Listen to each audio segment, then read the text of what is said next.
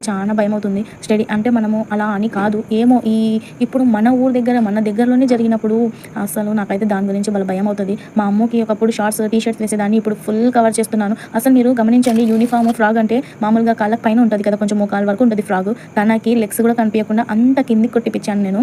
So, మీరే ఆలోచించండి ఏది ఎప్పుడు ఎలా పరిస్థితులు ఎలా ఉంటాయో అనేసి నాకు చాలా భయమైతది.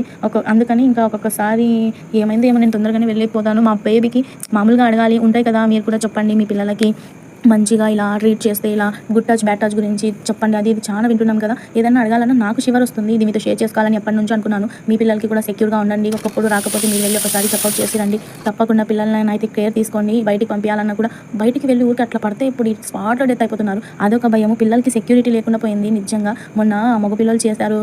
అది ఏమంటారు ఏదో ఊర్లో రాయచూరో ఏదో ముచ్చుమర్రిలో ముగ్గురు పిల్లలు. ఇంకా మా బాబుకి కూడా నేను అసలు భయపడుతున్నా వాడెలా రెడీ అవుతాడు అనేసి. మొన్న ఒకసారి సెల్ తీసుకున్నాడు. భలే కొట్టాను. తర్వాత పాపం అనిపిస్తుంది వీళ్ళు